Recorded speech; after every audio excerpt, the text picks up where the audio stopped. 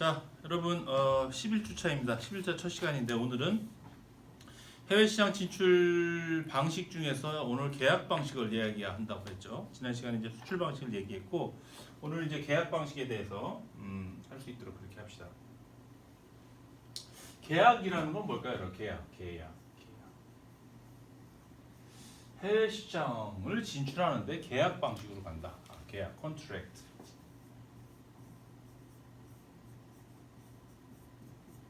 그렇죠? 근데 이 계약의 대상이 되는 그러니까 직접 자기가 진출한 게 아니라 계약을 통해서 간다는 건 여러분 그 보통 기업의 경영 자원이 뭐뭐가 있다 그랬죠? 유형 자원, 무형 자원, 인적 자원이 있다 그랬죠. 주로 계약의 대상이 되는 것은 기업의 무형 자원이 대부분이 대상이 됩니다. 그러니까 가장 대표적인 무형 자원이 뭐가 있어요, 여러분? 기술, 그죠? 기술하고 그 다음에 브랜드.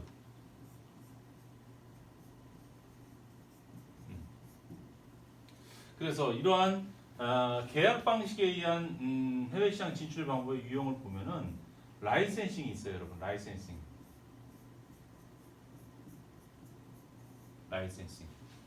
라이센싱의 대상도 기술과 브랜드가 되는 거예요. 자, 이런 거죠. 우리가 직접 만든 제품을 수출을 하는 것보다 직접 만들어서 해당 해외에 있는 국가로 수출하는 것보다 차라리 그쪽 나라에 우리와 같은 동일한 산업에 있는 기업 중에 어느 정도 역량이 있는 기업과 계약을 맺고 우리의 기술을 좀 전수해주고 사용할 수 있게 해주고 알려주고 그다음에 우리 브랜드를 부착할 수 있게 해주는 거죠. 그러니까 직접 내가 만들어서 진출한 건 아닌데 우리 브랜드, 무형의 자산인 우리 브랜드와 기술이 녹아 들어간 제품이 그쪽에 나갈 수 있게 하는 거예요. 우리는 유형의 재화가 투입된 게 아니라 우리가 갖고 있는 기술과 브랜드만을 공유해 준 거죠. 가장 대표적인 예가 이런 게 있죠. 지금은 이제 맥주 같은 게 이제 수입산 맥주가 많지만 기존의 개념은 맥주는 수출이 좀 별로인 그런 수출이 이렇게 바람직하지 않은 아이템이었어요. 그래서 왜 그러냐면 여러분 맥주라는 것은 어때요, 여러분? 아주 비싼 재화입니까? 그게 고부가 가치 품목은 아니잖아요. 좀 저렴한 거죠. 거기에 비해서 뭐 병이라든지 액체로 되어 있고 무게가 많이 나가죠. 그죠? 물류비가 많이 들어요. 과거에 이 라이센싱 방식으로 우리나라에 진출한 대표적인 맥주 브랜드가 버드와이저예요, 여러분. 버드와이저 뭐 여기 편의점이나 이런 데 가면 한 뭐 2,000원 안쪽에 우리가 구매를 할 수가 있는데 이게 만약에 미국에서 만들어서 한국까지 수출되었다고 가정해 보십시오. 미국의 현지 공장에서 그렇죠? 현지 공장에서 생산해서 그거를 어떻게 할까요? 그죠? 물류 운송을 통해서 미국 서부 지역까지 운송하고 미국 서부 지역의 LA나 뭐 롱비치 항에서 그렇죠? 배에 선적해서 부산항까지 와야 되고 부산에서 다시 저 맥주를 팔 수 있는 유통망을 개척해서 그 유통업체는 또 내륙 운송을 통해서 디스트리뷰션을 해줬어야 되죠. 어떨까요? 맥주 하나의 단가에 비해서 그런 물류라든지 이런 유통망 개척에 들어가는 비용이 훨씬 더 많다는 거예요. 그러니까 수출을 해봤자 별로 의미가 없는 거죠. 수출을 하면 그런 걸 다 포함해서 가격을 굉장히 높게 책정해야 되는데 그렇게 되면 어떻게 돼요, 여러분? 한국 현지 시장에서 가격 경쟁력이 없는 거죠. 그죠? 그럴 바에는 그럼 우리는 차라리 한국에 있는 맥주를 생산할 수 있는 기업과 계약을 하고 그 기업에게 우리의 기술, 버드와이저 맥주 고유의 맛을 낼 수 있는 공법을 좀 전수해줘서 그걸 이용해서 생산할 수 있게 해주고 생산된 제품에 대해서 우리의 어떤 패키징과 브랜드를 사용할 수 있게 해주자 이렇게 되는 거죠. 그래서 버드와이저 맥주 같은 거 뒤에 라벨을 보면 생산지가 한국의 어디로 조그맣게 써 있죠, 그죠? 수입된 품목이 아니에요, 그죠? 그게 바로 라이센싱이다라고 볼 수 있어요. 그렇죠? 그렇지만 이거 어때요? 내가 직접 제품이 해외 시장에 진출하는 것이 아니지만 내 기술과 브랜드인 보이지 않는 무형의 자산이 그쪽 시장에 녹아들어 있는 거죠. 그쪽 시장에 유통되고 있는 제품에 라이센싱 방식입니다. 그러면 이 기술과 브랜드를 공유해 준 대가로서 저러한 기술과 브랜드를 수여받은 기업은 어떻게 해줘요? 뭐 대가를 뭐로 주는 거예요? 로열티라는 개념을 주죠. 로열티. 그죠? 로열티는 어느 정도 받을까요, 여러분? 당사자 간의 계약을 어떻게 하느냐에 따라 다르지만 일반적으로 우리가 볼 때 판매량의 5% 이하로 책정이 됩니다. 그렇죠? 그 다음에 뭐 이거 라이센싱과 관련해서 추가적으로 부연 설명을 또 한 가지 하면 기업과 기업 간에 이제 라이센싱을 하는 경우도 있어요. 그러니까 뭐 동종 업종에서 또는 이종 업종에서 내가 필요로 하는 기술을 갖고 있는 기업이 있을 수 있죠. 또 그쪽 기업에서 필요로 하는 기술이 이제 내가 갖고 있는 경우, 그러니까 서로가 주고받을 것이 있는 경우에는 기술 측면에서 라이센싱을 해요. 예를 들어서 나는 청소기 분야에 좀 월등한 기술을 갖고 있고 상대 기업은 세탁기 분야에 월등한 기술을 가지고 있다고 가정을 해보면 나는 세탁기 분야의 어떤 약점을 보완하고 싶고 그 기업은 우리가 강점인 청소기 분야의 기술을 좀 도입을 해서 배워서 약점을 보완하고 싶은 그런 경우가 있을 수 있겠죠. 그런 경우에는 교차 라이센싱 계약을 한다. 이렇게 교차 라이센싱. 그렇고 계약 방식에 또 프랜차이징이 있죠, 여러분. 프랜차이징 방식. 프랜차이징. 그래서 이 프랜차이징 방식도 계약에 의한 건데 이것은 프랜차이징 본사가 있고요. 그 다음에 가맹점주가 있어요. 그러니까 가맹점주가 현물 투자를 하는 거예요. 그 다음에 그 가맹점에 대한 어떤 마케팅, 그 다음에 가맹점이 유지될 수 있도록 어떤 컨설팅하는 것, 거기에 필요한 설비라든지, 그다음에 경영 방식, 원부자재 공급을 모두 프랜차이즈 본사에서 해주는 것이죠. 우리가 프랜차이즈 자주 접하게 되는데 뭐 제과점도 있고 파리바게뜨, 뭐 뚜레쥬르 다 이게 프랜차이즈 방식으로 되어 있는 거고, 그다음에 뭐 패스트푸드점, 그렇죠? 롯데리아도 있고 이런 것들 이렇게 모두 프랜차이즈 방식으로 되어 있죠. 피자 전문점도 있고 이런 데는 어때요? 그 가맹점에 대한 투자는 가맹점주가 하는 것이고 그 가맹점에 대한 브랜드, 그다음에 기술, 또 노하우, 경영 관리 이런 것은 모두 본사에서 통제하에 이루어지는 거죠. 그렇죠? 그래서 거기서 발생한 수익은 같이 쉐어하는 구조로 가는 거죠. 이 프랜차이즈 방식으로 해외 시장 진출하는 경우도 많죠. 뭐 우리나라 미스터 피자도 뭐 이렇게 북경에 진출하고 이런 식 다 그런 거죠. 그럼 이런 것들이 그렇죠? 이런 프랜차이즈 방식이 기업 입장에서는 어떠한 장점을 가져갈 수 있을까요, 여러분? 프랜차이즈 본사 입장에서는 큰 자본을 투자하지 않고도 좀 리스크를 해지하면서 해외 시장에 진출할 수 있는 현명한 방법이 될 수가 있는 것이죠. 파리바게뜨도 어때요, 여러분? 미국, 중국, 동남아시아 다 진출했고 또 바게트의 본고장인 프랑스까지도 진출해 있어요. 그것도 모두 뭐 직영 방식도 있지만 대부분이 가맹점주와 계약에 의해서 이루어지는 그러한 해외 시장 진출 방식이다라고 볼 수 있어요. 또 이런 프랜차이징이 또 자주 일어나는 업종은 여러분 우리가 아까 얘기했듯이 패스트푸드점이나 제과도 업체도 있지만 렌트카 같은 경우도 프랜차이즈 업체가 많고요. 또 그다음에 호텔 있죠, 여러분. 호텔 체인도 전부 프랜차이즈 방식이에요. 우리가 알고 있는 유명한 호텔, 뭐 라마다 호텔이라든지 힐튼 호텔이라든지 그다음에 메리어트 호텔이라든지 뭐 이런 것들이 모두 뭐예요, 여러분? 쉐라튼 호텔. 이게 다 호텔 체인이에요, 체인. 프랜차이즈 방식으로 진출하는 거예요.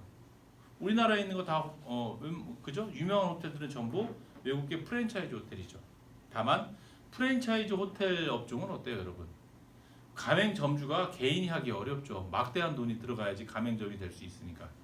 여기는 보통 대기업이 계열 개념으로, 자회사 개념으로 이렇게 프랜차이즈 호텔을 운영하고 이렇게 있는 실정이라고 볼 수 있죠. 그 다음에 이런 것도 있어요. 경영관리 계약이라는 것도 있고요. 번호를 매겨볼까요? 하나.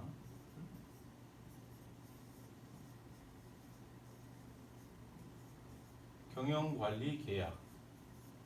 경영관리를 대신에 해달라고 계약을 하는 거죠. 이런 경우는 아까 얘기했던 호텔 프랜차이징 같은 거 가맹점을 열 때 동시에 일어나요. 유명한 호텔 체인 같은 경우는 여러분 이런 거죠. 자기 호텔의 서비스 품질 수준을 유지하기를 원해요. 일관된 서비스 품질을 유지하길 바라기 때문에 새로운 가맹점이 특정 국가에 이렇게 호텔이 열리게 되면은 그쪽 가맹점주에게 일임하지 않아요. 힐튼이면 힐튼, 메리어트는 메리어트, 자기가 오랜 시간 동안 그쪽 업종에서 이렇게 쌓아온 명성과 서비스 품질 수준이 있기 때문에 가맹점을 잘못 관리하면 어떻게 돼요? 그러한 어떤 자기들의 어떤 브랜드 가치, 서비스 품질의 일관된 어떤 수준이 그죠? 일거에 무너질 수가 있죠. 그건 돈보다도 훨씬 더 많은 손실을 보는 거기 때문에 새로운 가맹점을 열 때 경영관리 계약을 같이 체결하면서 프랜차이즈 계약을 하면서 경영관리 계약을 체결하면서 본사에 있는 뭐 어떤 CEO 전문 경영인이 나온다든지 아니면 뭐 총지배인이 본사에서 지정한 사람이 나와서 전체 호텔을 뭐 통제하는 데 영향을 미친다든지 그런 식으로 경영관리 계약을 하는 것이죠. 또 예를 들어 합작 투자가 일어나는 경우에도 경영관리가 계약이 빈번하게 발생하는데 이거는 합작법인이 형성되면은 나중에 합작 기간이 끝나면 어떻게 돼요, 여러분? 보통 한쪽 기업으로 인수당하고 끝나요. 그래서 처음에 5대5로 합작 투자를 해서 서로가 이제 절반의 경영권을 갖고 시작을 해도 나중에 뭐 3년이면 3년, 5년이면 5년 뒤에 합작 기간이 끝났을 때 한쪽 기업으로 이제 인수되게 되는데 그때 인수해야 되는 기업이 처음부터 그냥 어차피 우리가 가져갈 거니까 경영관리 계약을 맺어서 우리가 합작 기간 동안에도 전적으로 경영을 한다 이런 식으로 되는 경우도 있죠. 그렇죠? 그 다음에 또 어떤 종류가 있냐면 생산 계약, 생산도 계약을 할 수가 있어요. 여러분. 계약 방식으로 생산 계약.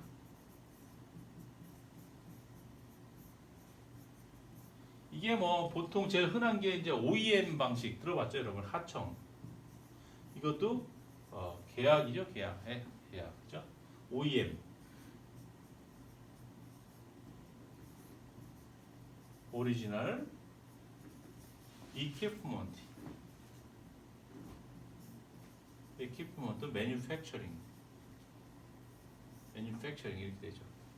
우리 보통 OEM 생산, 하청 생산 이런 얘기를 많이 하는데 사실은 OEM 생산 계약을 한다는 것은 주로 선진국에 소속된 노동집약적인 산업의 기업이 생산 부분만을 생산 활동만을 그렇죠.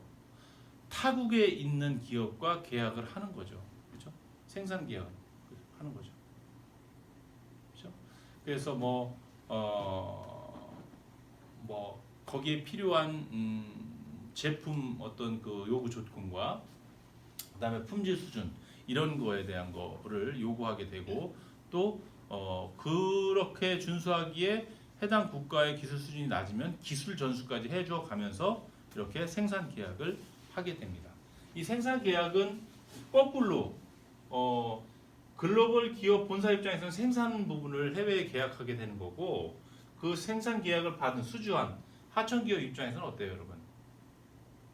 그죠? 이 계약을 함으로 인해서 판매를 확정적으로 해주는 거 아니야. 판매 계약을 한 거랑 똑같잖아요. 내가 만든 거를 100% 얘들이 사주는 상황이 되니까 거꾸로 입장에서 생각하면 판매 계약일 수 있는 거예요. 수주 기업 입장에서. 그렇죠?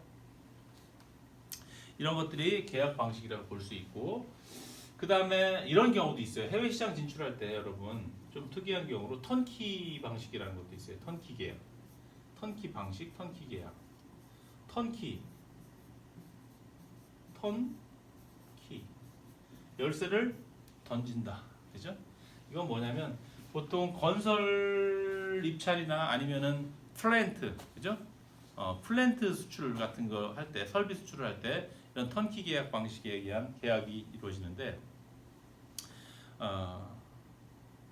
일반 공사를 치면 이런 거예요. 이제 공사를 하게 되면 뭐 기본적으로 이제 입찰에 들어와서 낙찰되는 기업이 이제 공사를 시행하게 되는데 일반적으로 뭐 야 너네는 요 기초공사하고 너네는 건물 외벽을 공사하고 안에 창호라든지 이런 샤시 같은 거는 어떤 기업이 하고 또 토목공사, 정원공사는 누가 하고 안에 인테리어는 누가 하고 이렇게 각각 계약을 해서 하는 경우가 많이 있는데 그게 아니라 이제 수주자가 이런 거죠.